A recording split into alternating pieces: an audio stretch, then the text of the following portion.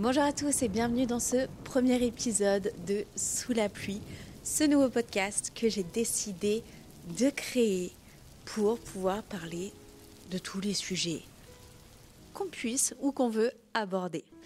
Et aujourd'hui, j'avais envie de parler de mon année 2024. J'avais envie de faire un point sur les choses que j'avais apprises. Et je pense qu'il y a quand même pas mal de choses qui m'ont fait beaucoup grandir durant cette année 2024.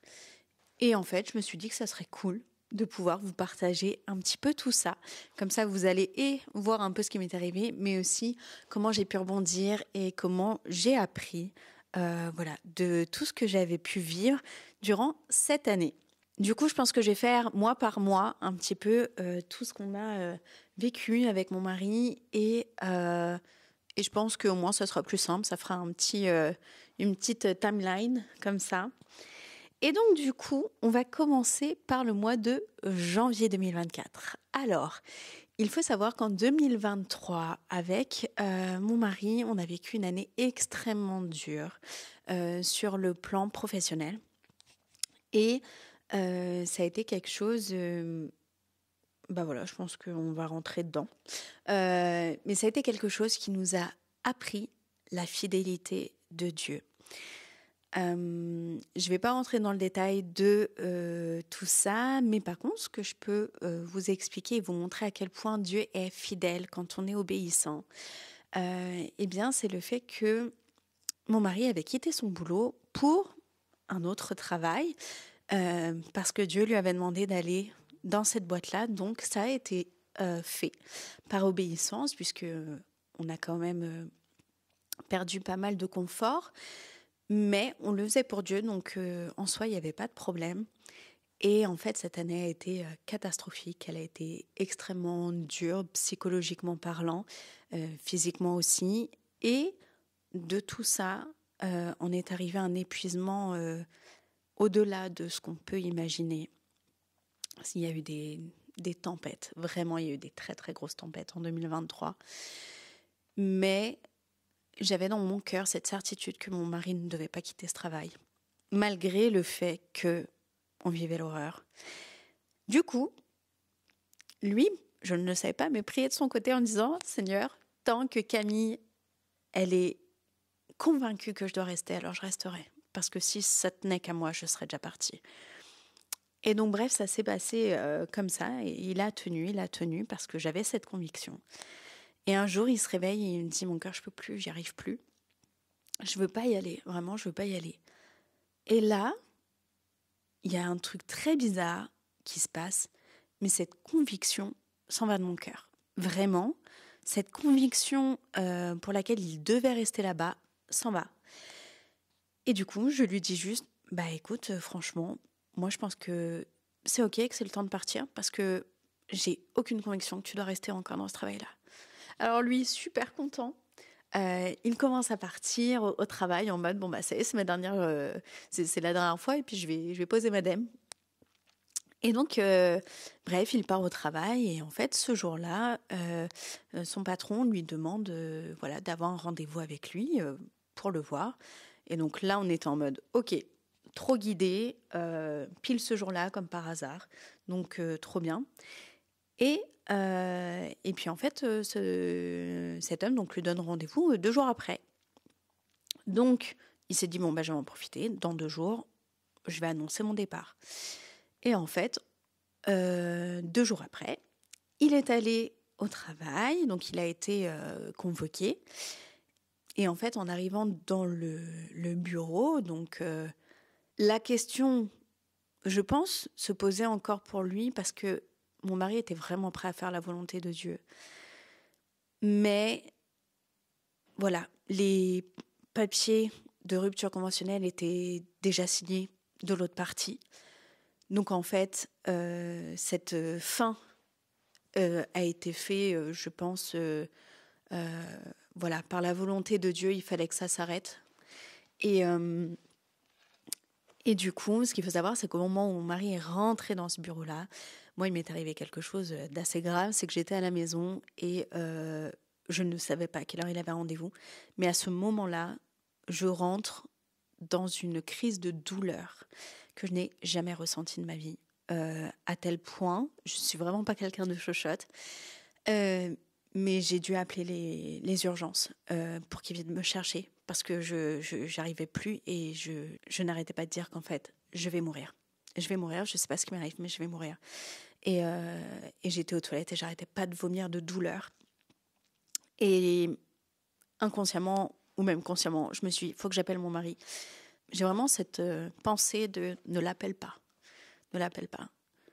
Alors, juste, je le bip, comme on fait d'habitude. Je le bip et je laisse tomber. Et j'appelle ma mère entre deux. Et j'étais au téléphone et j'arrêtais pas de lui dire, je vais mourir, maman, je vais mourir. Tellement la douleur était insupportable. Et pour vous dire à quel point je rigole aujourd'hui, mais sûrement, je rigolais pas du tout. Et je pense que c'était aussi une tactique pour éviter que cette discussion ait lieu entre mon mari et son patron. Et vraiment, je le pense sincèrement. Et au final, bon bref, j'ai été soignée, hein, j'ai été mis sous morphine, tout ça. Il s'est avéré que j'ai fait une colique néphrétique. Mais alors, qu'elle tombe pile à l'heure où il rentre dans le bureau, ça c'est quand même un truc... Il n'y a pas de hasard. Ok, alors pour ceux qui ont la vidéo, vous remarquerez qu'il y a eu un petit changement de plan parce qu'en fait la caméra s'est arrêtée. Voilà, et je viens juste de le voir, donc je vais reprendre là où j'en étais. Si je me souviens bien, j'étais en train de dire qu'il n'y avait pas de hasard. Et que du coup, suite à ce qui m'arrivait, donc il est sorti de son travail et quand il m'a appelée, j'étais en train de lui dire que je partais avec les urgences, qu'il y avait les médecins à la maison. Et je voulais juste savoir une chose, c'est si c'était fini. Et il m'a dit oui. Et là, je pense que tout est redescendu, toute la pression est descendue. Et pour nous, c'était la fin d'un chapitre. Et là où je vais vous montrer vraiment la finalité de Dieu dans l'obéissance, c'est qu'on est resté vraiment jusqu'à ce qu'il nous demande de partir, ou en tout cas jusqu'à ce qu'on en ait la conviction, chose qu'on a faite. Et à peine 1 heure après, alors que j'étais à l'hôpital, mon mari a reçu un coup de téléphone de son ancien patron qui lui demandait de revenir puisque le groupe venait de racheter une nouvelle entreprise et qu'ils avaient besoin de lui absolument, sachant que voilà, dans ce groupe-là, ils ne reprennent pas les gens qui partent. C'est dans leur politique de ne pas faire ça.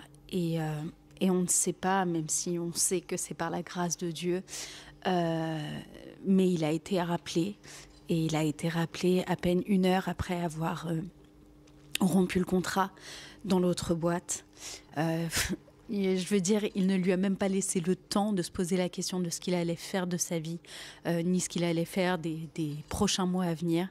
Il a juste eu cette grâce d'avoir 3 mois où en fait on n'a pas perdu de salaire, mais là où il a pu se reconstruire, où il a pu respirer, il a pu être 3 mois à la maison, où voilà, il a fait beaucoup de choses dans le jardin, il s'est vidé la tête, il a essayé de se reconstruire au fur et à mesure.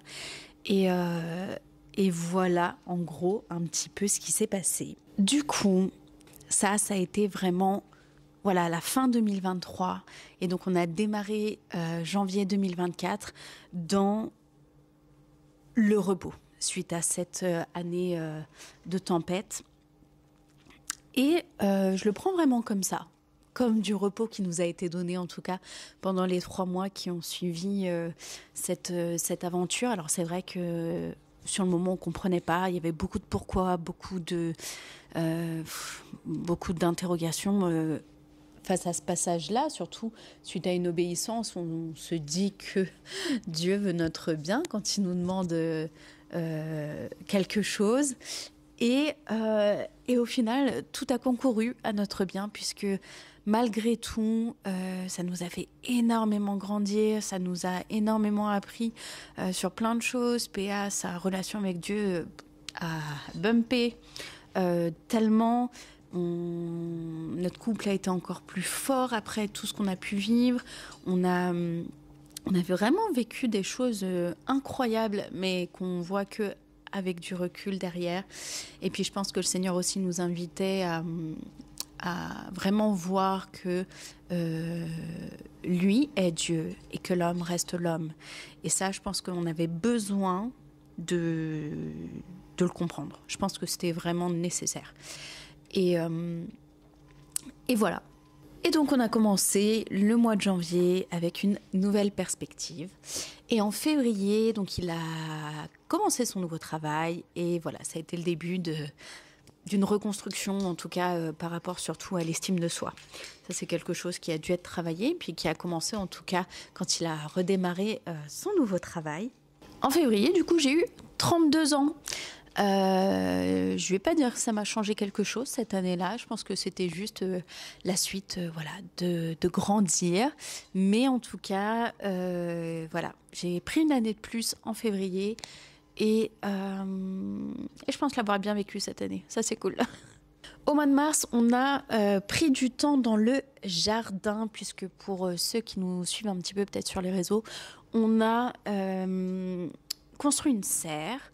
Et c'est vrai qu'on tend de plus en plus à aller dans l'autonomie. Alors, forcément, on sait qu'on n'y sera jamais complètement. Mais en tout cas, on tend à faire de plus en plus nos propres fruits et légumes à la maison. On a aussi des poules qui nous donnent des œufs.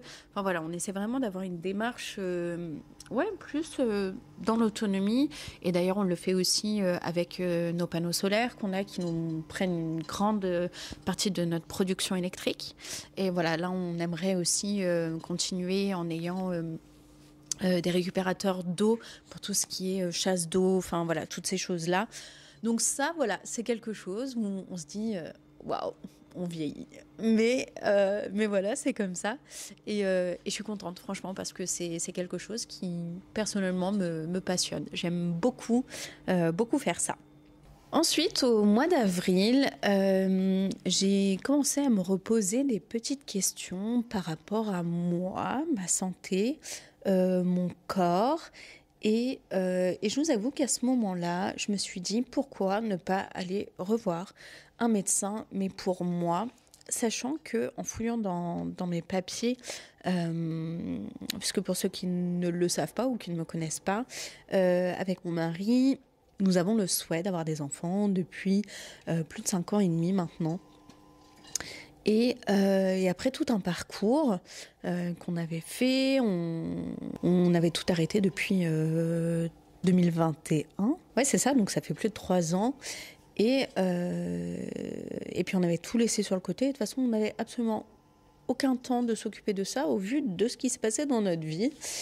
Et j'ai été refouillée dans mes papiers et en fait, je me suis rendu compte, j'ai occulté, je crois, le dernier rendez-vous gynéco que j'ai eu où on m'annonçait que j'avais un endométriome au niveau de l'utérus.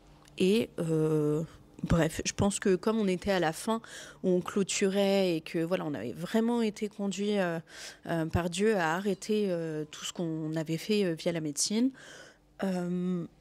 je pense que j'avais juste laissé ça comme ça et c'était bien. Et puis là, j'ai commencé à me reposer des questions. Donc, je suis partie refaire... en tout cas, je suis partie voir un nouveau gynécologue qui m'a posé des questions et qui m'a dit, mais du coup, est-ce que vous avez les résultats par rapport à vos fausses couches? Et moi, assez étonnée, quels résultats? Et il me dit, de vos examens. Enfin, quand on fait plus de 3 fausses couches, on fait des examens pour savoir qu'est-ce qui se passe. Et je lui dis, je sais pas, on m'a jamais proposé de les faire. Donc elle était un petit peu étonnée, mais du coup on les a fait et c'est avéré qu'en fait, on s'est rendu compte de plein de choses qui se passaient de mon côté en plus de ce qu'il y avait comme potentiel problème du côté de mon mari. Du coup, on en est arrivé à des problèmes de progestérone, c'est l'hormone qui permet que les bébés tiennent, donc gros problème à ce niveau-là. On a eu les résultats aussi sur le fait que j'avais un problème au niveau de mon sang et que j'avais des anticorps anticardiolipines positifs, ce qui fait qu'en fait ces anticorps-là empêchent mon sang d'être fluide comme il devrait l'être, et ce qui peut être dangereux clairement pour ma santé, pour mon cerveau, pour mon cœur. Mais malgré tout, qui peut être aussi une des causes des fausses couches en fait, que j'ai eues, puisque nous avons perdu 3 bébés durant l'année 2021. Voilà, donc ça c'est des choses qui sont revenues un petit peu sur le tapis et par la grâce de Dieu, ça me permet au moins aujourd'hui d'être traitée par rapport à mon sang. Et ça c'est cool, parce que c'est vrai que mine de rien, il aurait pu se passer des choses que personne n'aurait jamais vues si on n'avait pas fait ces examens-là. Donc voilà, les choses ont avancé de ce côté-là et ça c'est une bonne chose. Du coup, le temps avance et on arrive au mois de mai. Alors, au mois de mai, on a été voir de la famille dans le Finistère. Ça, c'était vraiment chouette. On est parti 3 jours, je crois, chez une grande tante qui a, avec une de mes cousines, du coup, un centre équestre et avec un accueil avec des lodges. Je ne sais pas comment on appelle ça. Mais voilà, on est parti là-bas pendant quelques jours et c'était vraiment un temps trop chouette. Donc ça, c'était une vraie grâce d'être allé là-bas. Et puis au mois de juin, nous avons eu la joie d'accueillir des petits poussins, puisque voilà, on a eu un coq en début d'année, je crois. Et il a bien fait son taf. Donc du coup, on a eu la joie d'accueillir 5 poussins. Et de les voir grandir, devenir poules, coqs, et voilà, de continuer à perdurer, en tout cas, même si on en a perdu quelques-uns, puis qu'on en a donné aussi, parce qu'on avait beaucoup de mal, mais beaucoup de mal avec un E à la fin, on avait beaucoup de coqs en fait. Et voilà, donc ça c'était au mois de juin, et on a eu aussi la joie d'accueillir un groupe de célibataires chrétiens. Alors ça c'est quelque chose que je trouve vraiment chouette. C'est des rassemblements justement pour chrétiens célibataires, jeunes ou vieux, qu'importe, mais ça permet voilà, d'être entouré, de faire des activités. Et puis là en particulier, c'était un barbecue qu'ils ont fait à la maison. Et c'était un temps chouette parce que j'ai vraiment pu partager aussi mon témoignage sur le célibat, parce que ça aussi, ça a été un témoignage de fou dans ma vie, ça a été des douleurs vraiment très forte quand j'étais plus jeune. J'ai passé vraiment beaucoup de temps dans la souffrance par rapport à cette période-là. Et voilà, j'ai pu témoigner en tout cas sur cette saison et je pense que peut-être, potentiellement, je pourrais faire un témoignage là-dessus ou un podcast sur le célibat. Pourquoi pas, si ça peut intéresser. Mais c'est vrai que je trouve que c'est un sujet aussi hyper intéressant et je sais aussi à quel point on peut en souffrir et comment on peut en ressortir aussi béni de ce temps d'attente. En juillet, on a été faire de l'humanitaire avec mon mari. C'était la première fois qu'on partait, voilà, et puis qu'on faisait vraiment ce temps d'échange humanitaire. On a été dans un camp de Rome, on a été apporter de la nourriture, tout plein de choses dont ils avaient besoin aussi, du gaz aussi pour se chauffer ou pour se nourrir. Et ça a été, je pense aussi, quelque chose de bénéfique pour nous de voir aussi à quel point on manque de rien en fait. Et que je sais que chacun a ses problèmes, que chacun a sa croix à porter. Mais c'est vrai que c'était peut-être important aussi pour nous de voir aussi qu'il y a la misère juste à côté de chez nous. Et pas besoin d'aller dans un pays étranger pour ça. Et voilà, ça a été intéressant de faire ça. Et je pense qu'on renouvellera l'expérience si besoin est, parce qu'en plus on avait passé du temps avec les enfants là-bas et c'était vraiment chouette. Et en cette période d'été aussi, j'ai eu comme ce sentiment que je ne connaissais pas, qui est l'amertume. Peut-être aussi un autre sujet à faire, pourquoi pas sur ce podcast. Mais j'ai vécu un temps où j'ai été en colère. Et au-delà de la colère, j'ai eu de l'amertume. Et j'ai eu de l'amertume envers Dieu, en fait. Envers le fait que je ne voyais toujours pas la promesse qu'il nous avait fait se manifester. Et ça a été un temps très très dur. Parce que déjà, je ne connaissais pas ce qu'était l'amertume. Je l'ai découvert. Je ne veux plus jamais avoir affaire à ce sentiment-là qui a été tellement destructeur. Et d'ailleurs, voilà, la Bible nous le dit, hein, à quel point ça peut être du poison. Et oui, vraiment, honnêtement, c'est du vrai poison. Du coup, par la grâce de Dieu, j'ai vraiment tenu ferme et j'ai refusé d'accepter toutes ces pensées qui arrivaient dans ma tête. Et tout est parti, je crois, au bout de 3-4 jours, mais ça a été un combat. Hein. Vraiment, c'est beaucoup plus facile de céder à se laisser submerger par ça que de se battre. Et bref, donc voilà, ça a été vraiment quelque chose qui a été un chamboulement, je pense, dans ma tête. Mais au final, je pense que ça m'a fait grandir aussi, d'avoir pu vivre ça. Et je pense qu'on en reparlera dans un autre épisode. Mais voilà, et du coup, ouais, ça a été vraiment un gros pétage de plomb cet été. Mais après, voilà, il y a eu une période quand même de calme et de repos jusqu'à août. Et puis arrivé à septembre où on est parti en vacances. Donc ça, je vous avoue que ça nous a fait plaisir, ça nous a fait du bien. On est parti en camping-car, c'est quelque chose qu'on aime beaucoup faire. Juste prendre la route, voyager, pas se prendre la tête de savoir où est-ce qu'on s'arrête. Et on en profite beaucoup. Je trouve que c'est aussi une grâce que nos parents aient un camping-car qu'on puisse prendre et puis qu'on puisse partir... Voilà, juste faire des petits séjours comme ça. Et donc on est descendu, je crois, au Sable d'Olonne, un endroit qu'on aime beaucoup. Et puis du coup, on en a profité pour aller au Puy du Fou. Alors je ne sais pas si vous avez déjà été au Puy du Fou, mais franchement, c'est juste trop cool. J'aime trop, c'est tellement historique, tellement bien fait. On a découvert aussi les nouveaux spectacles qu'ils ont fait. Et s'il y a bien un parc, sans compter Disney qui est différent, mais s'il y a bien un parc que je vous conseille de faire, je pense que ça serait vraiment le Puy du Fou. En octobre, j'ai été à une conférence entre elles. Donc c'est une conférence chrétienne qui rassemble plus de 2000 femmes. Et en vrai, ça a été un combat, cette conférence, parce que je ne sais pas pourquoi, mais je n'avais pas envie d'y aller. En fait, ça a été déjà un combat pour s'inscrire. Et puis quand je me suis inscrite, je me suis dit, mais pourquoi j'y vais? Je vais perdre mon temps. J'ai plein d'autres choses à faire ce week-end-là. Et en fait, il faut savoir que le thème de ce week-end, c'était « Choisis la vie ». Et donc, c'était à Clermont-Ferrand. Donc, on a dû traverser la France quand même pour y aller. Et puisque nous sommes du côté de la Normandie. Et donc, on a traversé la France. Et au final, je ne savais pas pourquoi j'étais là-bas. Et arrivé là, le premier sujet qui tombe, c'est première conférence, l'infertilité. J'avais pas envie de parler de ça, j'avais pas envie d'écouter des choses sur ça, mais je me suis laissée enseigner.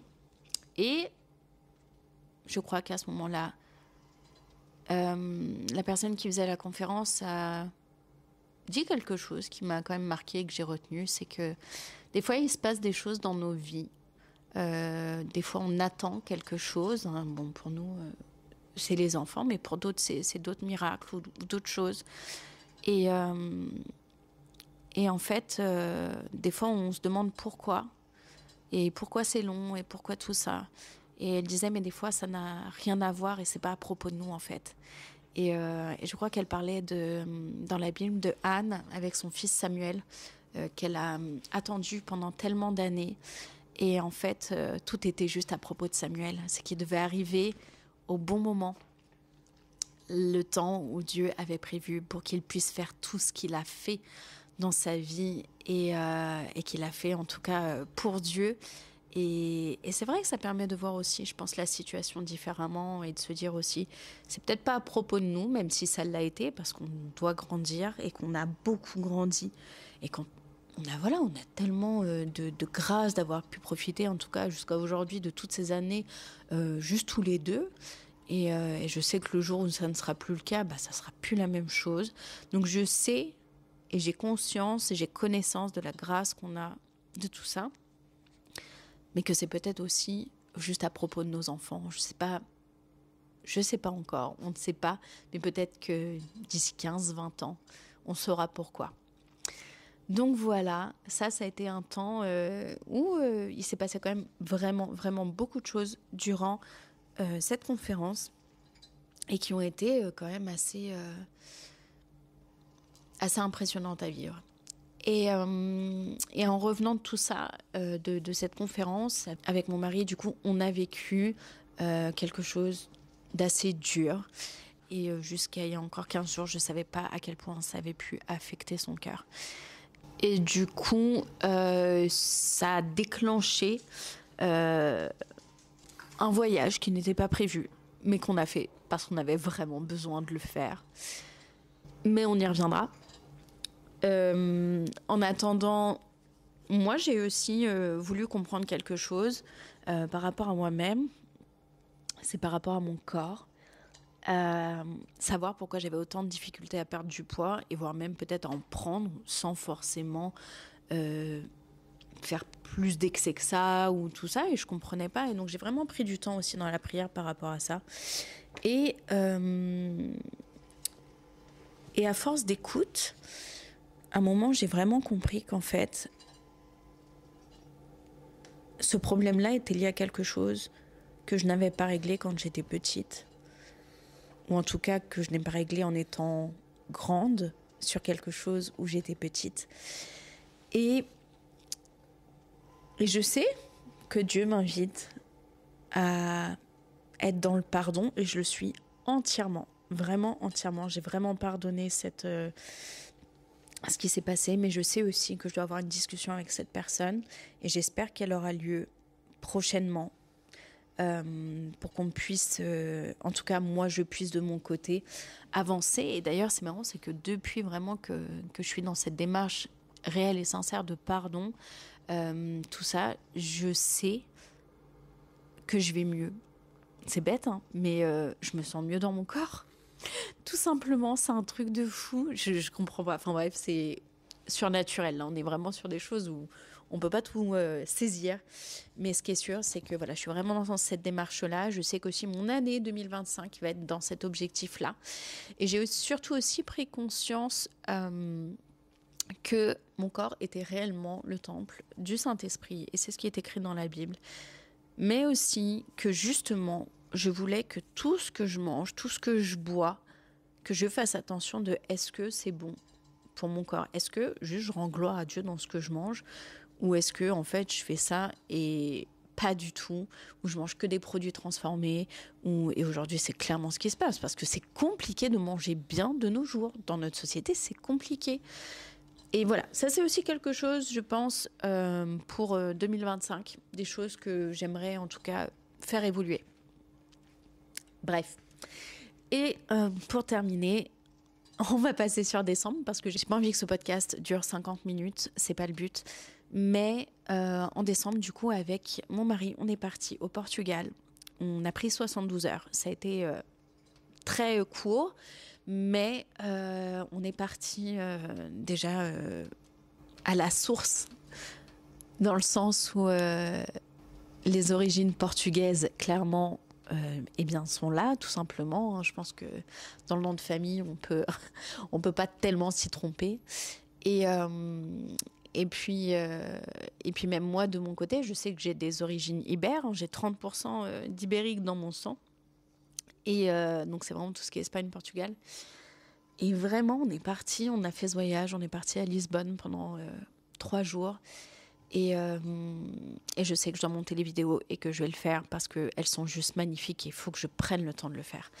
Mais ça a été un voyage tellement ressourçant, dans le sens où on était là-bas, mais on était comme à la maison. Et je sais que ça a fait mûrir aussi beaucoup de choses dans ma tête, peut-être aussi dans celle de mon mari. Mais voilà, il y a quelque chose clairement qui s'est passé dans ce voyage-là. Et voilà, je pense juste que je suis très très contente d'avoir pu vivre ça. Déjà, je sais que c'est une grâce.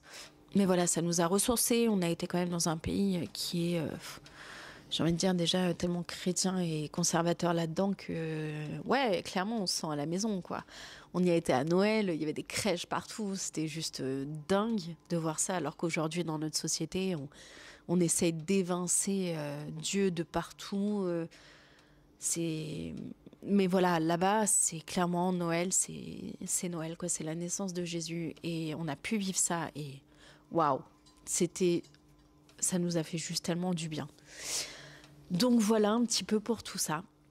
Et enfin, depuis...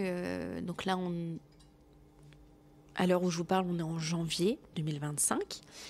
Et il y a des termes qui résonnent, en tout cas un mot en particulier qui résonne dans ma tête. C'est le mot résilience. Et je vous avoue ne pas encore trop comprendre ce que ça signifie pour moi, pour ma vie, pour peut-être ce que Dieu attend de moi pour cette année 2025. Mais ce qui est sûr, c'est que je pense que ce mot va faire partie de mon année. La résilience. Alors, peut-être qu'on en parlera ensemble quand j'aurai étudié le sujet. Je pense que j'ai encore un peu de temps à prendre, en tout cas pour comprendre pourquoi ce mot est autant présent dans ma tête. Surtout que c'est un mot que je ne côtoie pas ni ne connais pas de base. Donc voilà, ça c'est, je pense, le début de mon année 2025. Je ne sais pas comment cette année va se passer. Je ne sais pas ce qui se passera. Mais ce qui est sûr, c'est que il va se passer dans la joie. Et même s'il y a de la pluie, je sais qu'il y aura du soleil. Et je sais que cette pluie est nécessaire. Alors écoutez, je pense que je vais terminer ce podcast maintenant sur cette nouvelle direction de 2025 qui va être, je pense vraiment en tout cas, m'aider à concilier mes émotions avec mon corps, avec ma tête et aussi peut-être sur la route de la résilience. Voilà, j'espère en tout cas que votre année 2024 s'est bien passée et que si elle a été peut-être compliquée, que vous puissiez en retirer des choses positives de tout ça. Et j'ai trop hâte qu'on se retrouve pour un nouvel épisode. Et voilà, juste prenez soin de vous, vraiment. Et on se retrouve très vite, je l'espère, pour la suite de ce nouveau podcast.